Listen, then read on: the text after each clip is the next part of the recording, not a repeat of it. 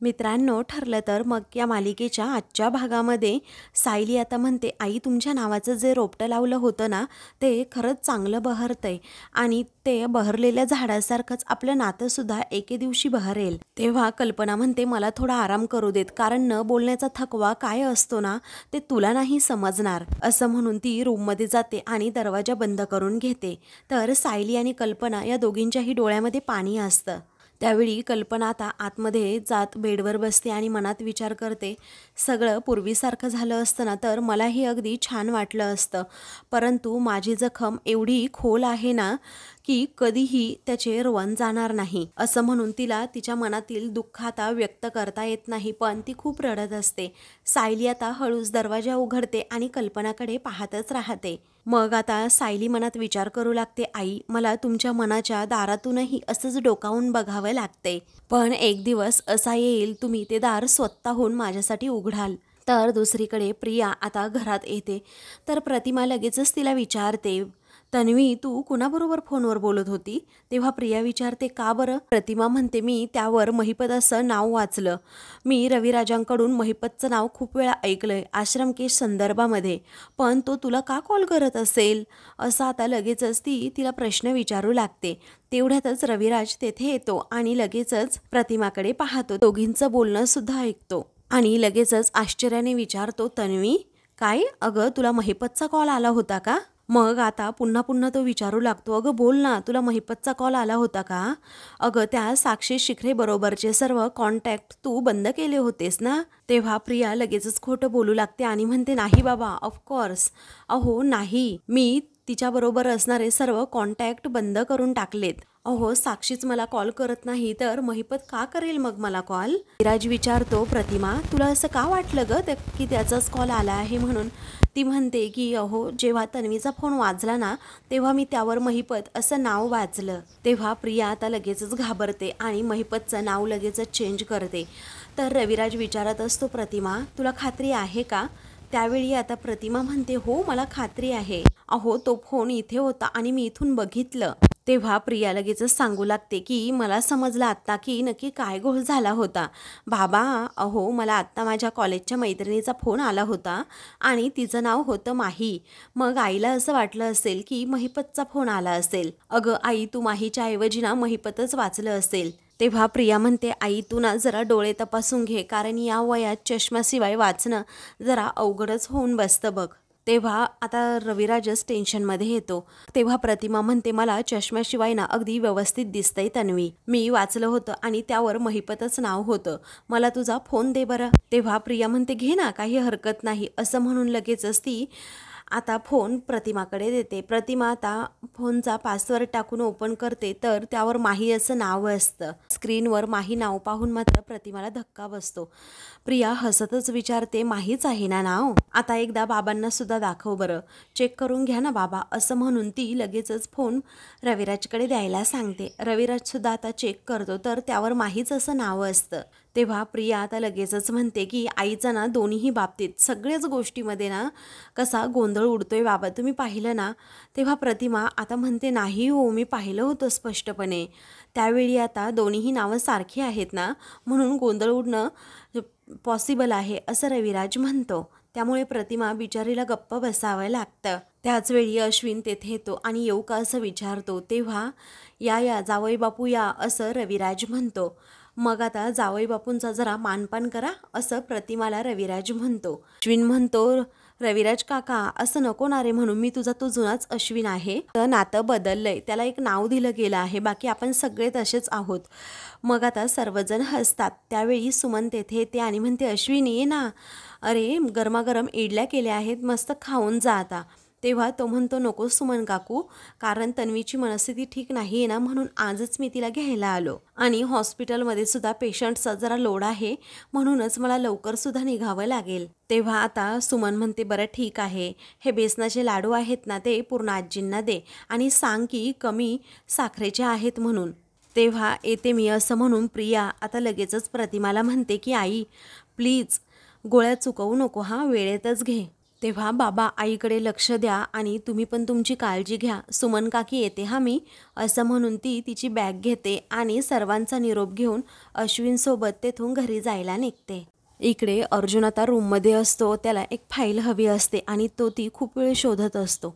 तेवढ्यातच सायली त्याच्यासाठी कॉफी घेऊन तेथे येते आणि विचारते, काय हो तुम्ही लवकर का आलात घरी? मग आता तो म्हणतो, एक फाईल विसरली होती तीच शोधतोय मी. मग सायली विचारते, कोणती? तेव्हा अर्जुन तिला सांगतो. मग सायली लगेचच फाईल शोधून देते आणि कॉफीचा मग तेथे ठेवते. अर्जुनचं लक्षच तिच्याकडे नसतं. तो आपलं फाईलमध्ये काहीतरी शोधत असतो, काम करत असतो. तेव्हा सायली खूप वेळ त्याच्याकडे पाहते. तिला वाटतं की तो बोलेल, परंतु तो त्याच्या कामामध्ये व्यस्त असतो. मनातच विचार करते, मी यांना तर आता माझ्या आणि आईच्या डेटबद्दल सांगू शकत नाही.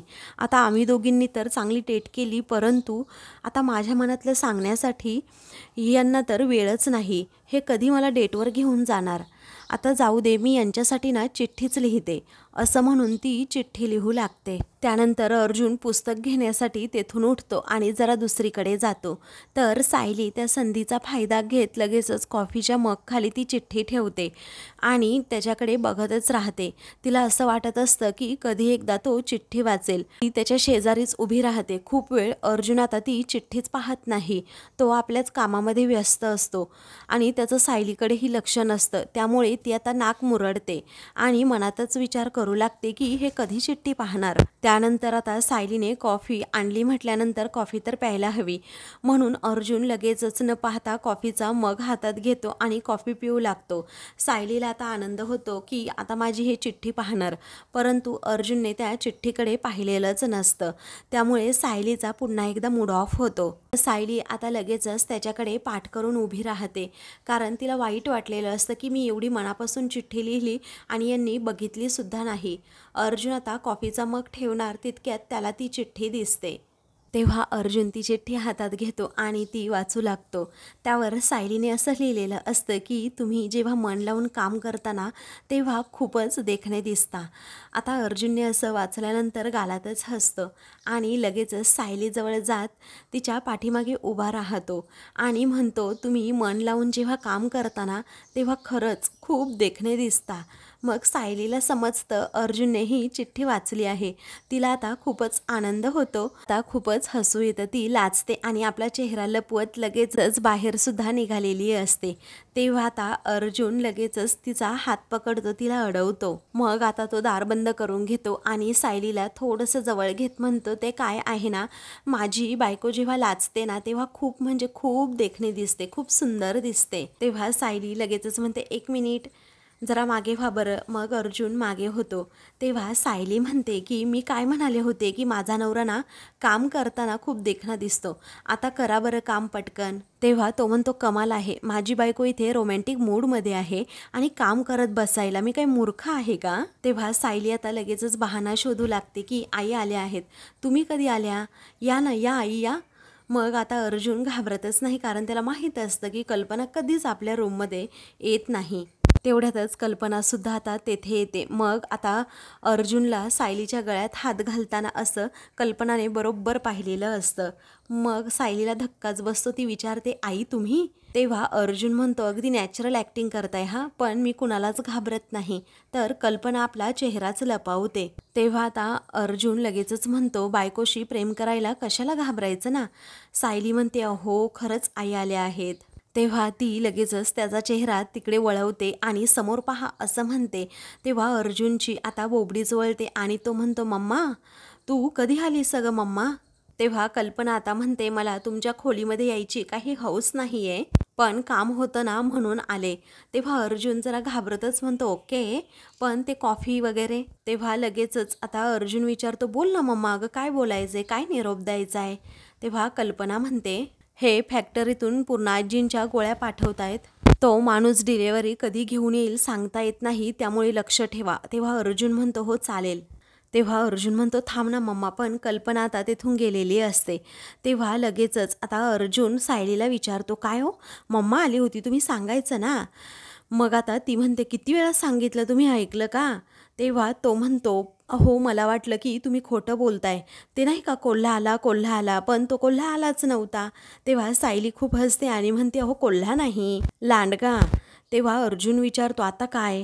आता प्राणी इम्पॉर्टंट आहे का? त्यावेळी अर्जुन म्हणतो, जेव्हा मी तुमच्या जवळ येतो ना, तेव्हा तुम्ही काहीतरी कारण काढून माझ्यापासून असं दूर पळता. तेव्हा सायली आता म्हणते, मी दूर पळते ना, पण तुम्हाला माझ्या जवळ येण्यापासून कुणी अडवलं आहे? तेव्हा अर्जुन आता गालात हसतो आणि विचारतो, अच्छा असं आहे का? बरं ठीक आहे, असं म्हणून तो अगदी तिच्या जवळच जातो. तेव्हा सायली आता पुन्हा एकदा म्हणते की आई काय हवंय? तेव्हा अर्जुन घाबरतो आणि लगेचच दरवाजाकडे पाहतो, तर सायली पटकनच तेथून पळून जाते. तेव्हा अर्जुन हा तिच्याकडे खूप वेळ पाहतच राहतो. मग सायली तेथून गेल्यानंतर तो खुर्चीवर बसतो आणि त्या सायलीने लिहिलेल्या चिठ्ठीकडे पाहतच राहतो. दुसरीकडे आता प्रिया आणि अश्विन हे दोघेही घरी चाललेले असतात. त्यानंतर आता प्रिया मनातच विचार करते की स्टेशन रोड तर आला, पण आता अश्विनला गाडी कशी थांबवायला सांगू मी, काही कळतच नाही. हा विचार करत करत आता तिच्या मनात एक कल्पना येते आणि लगेचच ती अश्विनला म्हणते, अश्विन अरे थांब ना जरा, मला ना असं वाटतंय की मला उलटी येत आहे. तेव्हा तो विचारतो, काय झालं तन्वी अचानक? अगं तुला तर चक्करसुद्धा येत होती, आपण ना फुल बॉडी चेकअप करून घेऊयात एकदा तुझं. तेव्हा ती जरा चिडूनच म्हणते, एवढं काही झालं नाही रे. मग तो तिच्याकडे आश्चर्याने पाहतो. तेव्हा प्रिया म्हणते, अरे बहुतेक आईकडे खूप खाल्लं ना, त्यामुळे होत असेल मला वाटते. तेव्हा अश्विन म्हणतो, बरं ठीक आहे, आपण घरी पोहोचल्यानंतर मी तुला एक मेडिसिन देतो, मग तुला त्यामुळे बरं वाटेल. तेव्हा ती म्हणते, नाही नाही नाही, तू गाडी थांबव बरं अगोदर, कारण मला असं कंट्रोल नाही होणार. तेव्हा अश्विन म्हणतो, तन्वी आपण थोड्या वेळात घरी पोहोचतोच आहे, थोडी कळ काढ ना आणि पाणी पित राहा, म्हणजे तुला बरं वाटेल. तेव्हा ती अजूनच उलट्या येण्याचं नाटक करते आणि मोठ्या मोठ्याने ओरडते, जेणेकरून अश्विन गाडी थांबवेल. तेव्हा आता अश्विन लगेचच म्हणतो, तन्वी जास्त त्रास होतोय का? थांबवतो हा मी गाडी. तेव्हा अश्विन गाडी लगेचच थांबवतो आणि प्रिया लगेचच गाडीतून खाली उतरते. तर आता महिपतची गाडी पाठीमागेच असते आणि यांची गाडी थांबल्यानंतर मागे जरा गाडी थांबवतो. तर आता प्रियासुद्धा आता उलटी येण्याचं नाटक करते. अश्विन तिच्याजवळ जातो, जरा तिला सावरतो. इकडे महिपत आता गाडीत बसलेला असतो आणि अश्विनकडे जरा रागात पाहतो. त्यानंतर अश्विन आता आपल्या गाडीजवळ येतो आणि लगेचच पाण्याची बॉटल पाहत असतो. तेवढ्यातच महिपत आता सीट बेल्ट लावतो आणि लगेचच गाडी स्टार्ट करून अश्विनला आता पुढे जोराचाच धक्का मारतो, जेणेकरून अश्विन हा कोसळूनच खाली पडतो. तेव्हा महिपत आता खूपच गाडीमध्ये हसत असतो आणि पुन्हा सीट बेल्ट काढत तो लगेचच गाडीतून खाली उतरतो. तेव्हा प्रिया आता लगेचच अश्विनकडे जाते आणि सावकाश ना अश्विन असं म्हणून ती त्याला उठवत असते. तेव्हा आता महिपत गाडीतून खाली उतरत धावतच तिकडे जात म्हणतो, माफ करा माफ करा, मला माफ करा, कारण चुकूनच मला धक्का लागला. तेव्हा हो सॉरी, हा माझा चुकून धक्का लागला असं महिपत सारखं सारखं म्हणत असतो आणि म्हणतो, कपडेसुद्धा तुमची खराब झाली, त्याचबरोबर तुम्हाला लागलंसुद्धा हा खूप. तेव्हा अश्विन रागातच आता महिपतकडे पाहतो. महिपत पुढे म्हणू लागतो की अरे देवा, तुम्ही तर ते अश्विन डॉक्टर ना, अर्जुन सुभेदारांचे धाकटे भाऊ. आता ह्या माझ्या गाडीने सुद्धा तुम्हालाच ठोकायचं होतं का? आता त्यांना वाटेल की मुद्दामच मी तुम्हाला उडवलं, पण तुम्ही असं चिडू नका, कारण मी तुमची माफी मागितली की नाही, असं म्हणून महिपत रिक्वेस्ट करतो. त्यानंतर आता महिपत म्हणतो, तुमची ही जी बायको आहे ना, ती माझ्या मुलीची मैत्रीण होती पूर्वी. तेव्हा प्रिया डोळे वटारूनच महिपतकडे पाहते. त्यानंतर लगेचच महिपत म्हणतो, त्या मैत्रीला जागायला नको का? तुमची ना मला आता मलनपट्टी करावीच लागेल. तेव्हा अश्विन रागातच म्हणतो, मला स्वतःला ना बँडेज बांधता येतं, तुम्ही निघा प्लीज. तेव्हा महिपत म्हणतो, आता तुम्ही डॉक्टर म्हटल्यानंतर तुम्हाला बँडेजसुद्धा बांधता येत असेल. आता हे सगळं माझ्यामुळे झाले म्हटल्यानंतर मी मलमपट्टी करायला पाहिजे की नाही? चला हॉस्पिटलमध्ये चला. तेव्हा आता अश्विन म्हणतो की काही गरज नाही, आम्ही घरी जातोय, तुम्ही सुद्धा निघा तुमच्या घरी. मग आता असं करून मला चालणार नाही, कारण तुमच्या या अवस्थेत जर मी तुम्हाला घरी सोडलं तर अर्जुन सुभेदार माझ्यावर अजून एक केस ठोकेल, असं आता अश्विनला महिपत म्हणतो. नको नको, मी तुम्हाला घरी घेऊन जातो प्लीज, असं म्हणून तो महिपत आता लगेचच अश्विनला गाडीत बसवत असतो. तेव्हा अश्विन जोराचा हात खेचतो आणि म्हणतो, मला अजिबात तुमच्या गाडीमध्ये बसायचं नाही आहे. तेव्हा आता लगेचच महिपत म्हणतो, बरं ठीक आहे, मग मी तुमच्या गाडीत बसतो. तरीही चालतंय, पण तुम्ही हॉस्पिटलमध्ये चला. तुमच्यावर औषधोपचार केल्याशिवाय मी काय तुमची पाठ सोडत नाही. तेव्हा प्रिया म्हणते, अश्विन, अरे अश्विन, उगीच कशाला वाद घालत बसायचं. हे बघ, आता तुला लागलंय ना, आणि आपल्याला घरी जायला हवं की नको? आणि त्यांना यायचं तर येऊ देत ना, सोड, जाऊ दे, त्यांच्याकडे नको लक्ष देऊस. तेव्हा अश्विन म्हणतो, इतका जर हट्ट असेल ना तर हे यांची गाडी घेऊन येतील मागे. तेव्हा आता महिपत लगेचच म्हणतो, ठीक आहे, तुम्ही लगेचच स्टार्टर मारा. तेव्हा अश्विन आता गाडीत जाऊन बसतो. तेव्हा प्रिया लगेचच रागात विचारते, काय चाललंय काय तुमचं? त्यावेळी महिपत म्हणतो की तुमच्या घरात घुसतोय घरात, कारण तुमच्या घरामध्ये याच्याबरोबर केससुद्धा घुसणार आहे. तुमच्या घरात जो दडी मारून बसलेला म्हातारा आहे ना, त्यालासुद्धा असं आम्ही बाहेर काढणार आहे. तेव्हा आता पुढे काय करायचं माहिती आहे ना, असं तो प्रियाला विचारतो. प्रिया म्हणते, हो समजलं मला. त्यानंतर प्रिया आता लगेचच गाडीत बसते. सर्वजण आता घरी येतात. महिपतसुद्धा आता त्यांच्यासोबतच आलेला असतो. तेव्हा आता लगेचच प्रिया मागे पाहते तर महिपत इशारा करतो. त्यामुळे प्रिया मोठ्या मोठ्याने आता लगेचच घरातील सर्वांना आवाज देते की पूर्णा आजी, आई, बाबा लवकर बाहेर या. मग आता महिपत मात्र अख्ख्या घरामध्ये डोकावून बघत असतो. त्याचवेळी आता पूर्णा आजी आणि आई लगेचच तेथे येतात. तेव्हा आता काय झालं असं त्या विचारतात. तेव्हा अश्विनला लागलंय असं प्रिया म्हणते. तर कल्पना लगेचच अश्विनकडे जाते आणि तुझा काय ॲक्सिडेंट झाला का बाळा, तुझं खूप दुखतंय का असं ती काळजीनेच विचारते. तेव्हा सर्वांनाच आता खूप टेन्शन आलेलं असतं. मग आता कल्पनाचा आवाज ऐकून लगेचच सायली आणि अर्जुन बाहेर येतात. मग अर्जुन, सायली दोघेही एकत्र महिपतला पाहतात. तेव्हा आता त्या दोघांनाही प्रचंड राग येतो. अर्जुन धावतच पुढे येत विचारतो, तू इथे काय करतोस? तेव्हा पूर्ण आजीसुद्धा विचारतात, काय झालंय काय अश्विन? तेव्हा अश्विन म्हणतो, मी ठीक आहे, तुम्ही कोणीच पॅनिक होऊ नका. तेव्हा पॅनिक कसं होऊ नका, किती लागलंय बघ तुला, असं प्रिया आता लगेचच म्हणते. त्यावेळी आता तन्वी, अगं झालंय काय नक्की असं कल्पना सतत विचारते. तेव्हा आता लगेचच सायली म्हणते, याच माणसाने काहीतरी केलं असेल.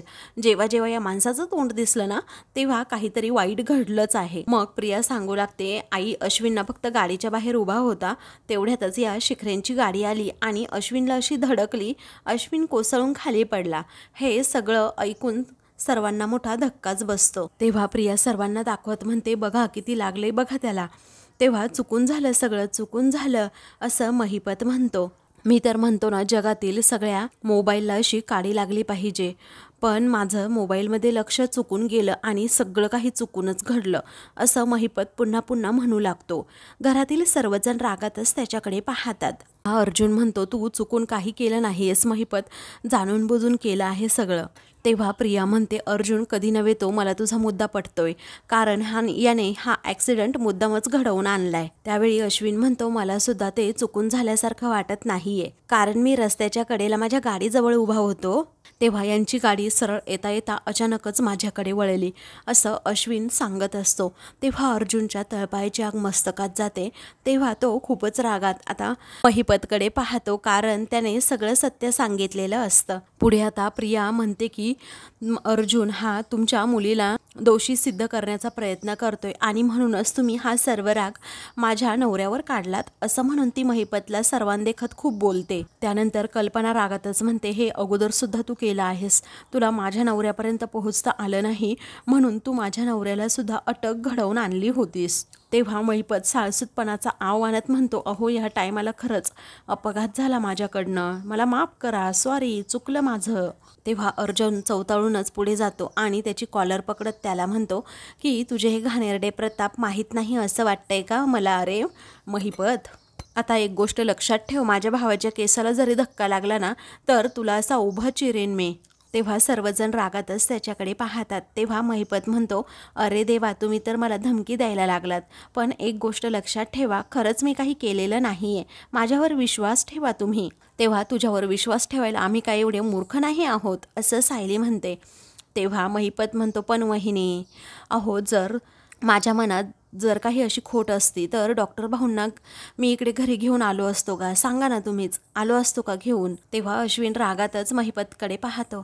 तेव्हा महिपत म्हणत असतो, हे दोघेही मला असंच म्हणत होते की नका येऊ, पण तरीही आपल्या माणुसकी खातर मी आलो आणि डॉक्टर भाऊ एवढं सुद्धा म्हणाले की मला माझं बँडेज करता येतं म्हणून, तरीही मी घेऊन आलोच ना त्यांना.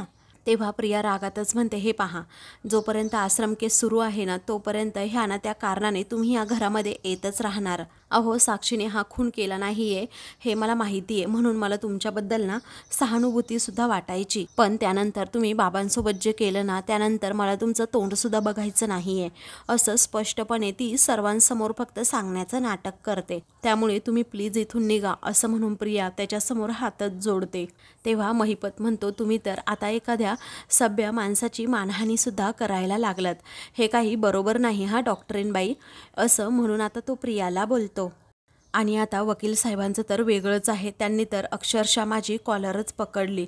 आता आपला संबंध कुठे थेट कोर्टात येतो, म्हणून मी कधी तुमच्या घरी येतसुद्धा नाही आणि तसाही आपला संबंध येत नाही. पण वकील साहेब, तुम्ही खूपच चवताळलेले हा माझ्यावर. अहो ऐका ना वहिनी, माझ्याकडून तुमच्या लेकाला थोडीशी जखम झाली, पुढे डॉक्टरांच्या बाबतीत असं कधीही होणार नाही. तेव्हा अर्जुन रागातच महिपतकडे पाहत होतो, काही बोलणार तितक्यातच सायली विचारते, म्हणजे दुसऱ्या कुणाच्या बाबतीत असं काही घडणार याची तुम्ही काय धमकी देताय का? त्यावेळी महिपत म्हणतो, वहिनी अहो असं का करेन मी, नाहीतर तुम्हा सगळ्यांना असंच वाटत राहील की आश्रम केस संपेपर्यंत तुमच्या घरातल्या प्रत्येक माणसाला मी काहीतरी करेल. तेव्हा अर्जुन रागातच महिपतकडे पाहतो, कारण महिपतच्या बोलण्याचं इंटेन्शन काय आहे ना हे अर्जुनला कळून चुकलेलं असतं. तर आता पूर्ण आजी आणि कल्पना या दोघींचाही राग अनावर होतो आणि त्या रागातच महिपतकडे पाहतात. तर प्रिया घाबरल्याचं नाटक करते आणि तोंडालाच हात लावते. अश्विनला सुद्धा खूप राग आलेला असतो. त्यानंतर महिपत म्हणतो, असा गैरसमज होऊ देऊ नका, एवढंच म्हणायचं आहे मला फक्त. आणि डॉक्टर भाऊ काळजी घ्या हां. सर्वजण रागात त्याच्याकडे पाहत असताना तो म्हणतो, म्हणजे डॉक्टर सांगतात ना रोग्यांना, आपल्या पेशंटला की काळजी घ्या म्हणून, पण आज कसं आहे ना उलटच आहे. आज मी डॉक्टरांना सांगतोय की तुम्ही काळजी घ्या. तो सायलीला वहिनी असं म्हणतो आणि अर्जुनकडे सुद्धा पाहतो, कारण त्याच्या बोलण्याचं इंटेन्शन अर्जुन सायलीला बरोबरच समजलेलं असतं. त्यानंतर तो म्हणतो, आजी जातो हा, आता इथेच नमस्कार करतो. पण माझं चुकलंच हा आजी जरा, म्हणजे जातो म्हणू नये, माणसाने नेहमी येतो असं म्हणावं, हो की नाही, असं म्हणून आता तो सर्वांना विचारतो. सर्वजण आता त्याच्याकडे रागातच पाहतात. तेव्हा तो सारखा सारखा सायलीकडे पाहतो आणि वहिनी येतो वहिनी येतो असं म्हणत असतो. तेव्हा अर्जुन चिडूनच विचारतो, काय जातोस ना? मग आता महिपत म्हणतो, हो जातोय, पण कसं आहे ना वकील साहेब, येतो असं म्हणावं. त्यानंतर आता लगेचच महिपत तेथून जातो. तेव्हा प्रिया विचारते, अश्विन अरे मी बँडेज घेऊन येऊ का? तेव्हा आता लगेचच अश्विन म्हणतो, नाही एवढं काही आपण नंतर बांधूयात. मग प्रिया म्हणते, आई जेव्हा त्या महिपतची गाडी येऊन अश्विनला धडकली ना तेव्हा मी इतकी घाबरले म्हणून सांगू, आणि इथे येऊन जे काही बोलून गेलाय ना त्यानंतर तो माणूस, त्यामुळे तर अजूनच भीती वाटायला लागली. आई तो फक्त असं म्हणतोय की चुकून झालं, पण प्रत्यक्ष इथे तर तो धमकीच द्यायला आला होता असं वाटतंय. तेव्हा पूर्ण आजी म्हणतात, हो ना मलाही असंच वाटलं, अश्विनला काही होणार नाही असं म्हणाला, पण दुसऱ्या कुणाला तरी होणार असंही म्हणून गेला तो. मग आता कल्पना म्हणते की आश्रम केस संपेपर्यंत तो घरातील एकेकाला काहीतरी करणार, असंच त्याला म्हणायचं होतं. तेव्हा सर्वजण विचारात पडतात. अर्जुन सायलीसुद्धा टेन्शनमध्ये फुल आलेले असतात.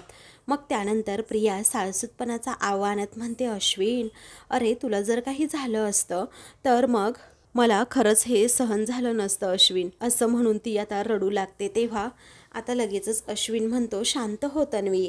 तेव्हा प्रिया विचारते, कशी शांत होऊ अश्विन मी? मग आता लगेचच प्रिया उठते आणि विचारते, काय अर्जुन सायली, तुम्ही दोघेच म्हणाला होतात ना की केस आणि आपलं घर हे वेगळं राहिलं पाहिजे, मग राहिल्यात का या दोन गोष्टी वेगळ्या, असा जाब आता ती अर्जुनला विचारते. मग पुढे आता ती म्हणते, आज या केसमुळेच अश्विनचा ॲक्सिडेंट झालाय आणि आज या केसमुळेच तो महिपत सारखा माणूस आपल्या घरी सुद्धा आलाय. मग आता अर्जुन सर्वांना सांगतो, महिपत आपल्याला काहीच करू शकणार नाहीये. तेव्हा कल्पना विचारते, पण त्याचा ना आपला संबंध आलाच कसा? तुमच्या या केसमुळेच ना. मग आता ही आश्रम केसच आपल्या दुःखाचं मूळ आहे असं पूर्ण आजी म्हणतात. तेव्हा आता कल्पना म्हणते, हो बरोबर अर्जुन, मलाही असंच वाटतंय, कारण तू आत्तापर्यंत एवढ्या केसेस जिंकला आहे अजून तुझ्या 15-20 केसेस सुरू असतील, पण त्यातली तुझी एकही केस आपल्या घरापर्यंत कधी आली नाही. मग हीच केस कशी पोहोचली रे, असं म्हणून आता लगेचच कल्पना त्याला जाब विचारते. तेव्हा प्रिया मात्र आता लगेचच अर्जुन कल्पनाकडे पाहून गालातच हसते, कारण त्यांचाच हा मोठा प्लॅन असतो. तेव्हा अर्जुन म्हणतो, कारण या केसमध्ये जिथे मर्डर झाला ना, त्या केसमध्ये असणाऱ्या काही लोकांचा आपल्यामध्ये संबंध कायमच येत राहिला आणि म्हणूनच आपल्या घरापर्यंत ही केस आली. प्रियाला लगेचच ते बोलणं आता झोंबतं. मग ती आता लगेचच म्हणते, अश्विन, अरे अश्विन, पाहिलं ना अर्जुन हा कसा बोलतो ते. अरे अगोदर याने काय केलं की मला नोटीस पाठवली चौकशीसाठी यायचं म्हणून, आणि आता काय बोलतोय की माझ्यामुळे केसशी संबंध आला, असं म्हणून ती उगीच अश्विनला आता अर्जुन विरोधात भडकवण्याचा खूप सारा प्रयत्न करते. तिला असं वाटत असतं की अश्विन आणि अर्जुनमध्ये आता फुल राडा व्हायलाच हवा. मग पूर्णाजी आणि कल्पना देखील रागात त्यांच्याकडे पाहतात. तेव्हा अर्जुन लगेचच म्हणतो, पण तुझं नाव कुठे घेतलं मी तन्वी? अगं तू स्वतःवर का ओढून घेतीयेस? अगं तिथे हजर असलेल्या माणसांशी म्हणजे मधुभाऊ सुद्धा याच घरात आहेत. मी तर त्यांच्याबद्दल बोलत होतो, तुझ्याबद्दल एक शब्द देखील मी बोललो नाही. तेव्हा सायली आता हसतच म्हणते, चोराच्या मनात चांदणं, बाकी काय. तेव्हा प्रियाला अजूनच राग येतो, तिच्या तळपायाची आग मस्तकात जाते, कारण अर्जुन सायली बोलण्यामध्ये अजिबात तिला जिंकू देत नसतात.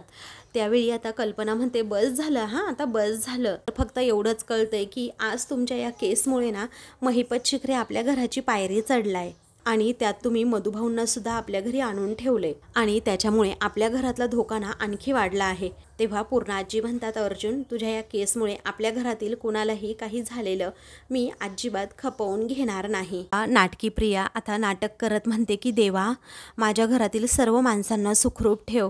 घरातील माणसांचं आयुष्य असं उद्ध्वस्त व्हायला नको, त्यांना काही या केसमुळे त्रास व्हायला नको. तेव्हा अर्जुन सायलीला माहीत असतं की ही फक्त ना नाटकं करतीये.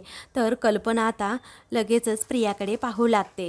मग अर्जुन आता रागातच प्रियाकडे पाहत असतो, कारण त्याला माहीत असतं की या भामटेचाच काहीतरी यामध्ये हात आहे म्हणून. तर आता मित्रांनो, पुढील भागामध्ये सायली सर्वांना म्हणते, आपण ना नवरा बायको आता जोडीचा खेळ खेळूयात. त्यावेळी कल्पना म्हणते की त्यासाठी ना जोडी अगदी करेक्ट असावी लागते. मग आता प्रिया टोमणा मारत म्हणते, यांच्यासारख्यांना काय कळणार आहे आई. मग अर्जुन जरा रागातच तिच्याकडे पाहतो. त्यावेळी सायली म्हणते, जोडी नातं हे प्रेम आणि विश्वासावर टिकून असतं, जे माझ्यात आणि यांच्यामध्ये आहे, आणि आम्ही दोघेही एकमेकांना किती अनुरूप आहोत ना, हे मी अक्षय तृतीयेच्या मुहूर्तावर सर्वांना सिद्ध करून दाखवेलच, असं सायली आता सगळ्यांकडून चॅलेंज घेते. अशाच मालिकेंचे पुढील भाग पाहण्यासाठी चॅनलला सबस्क्राईब करा.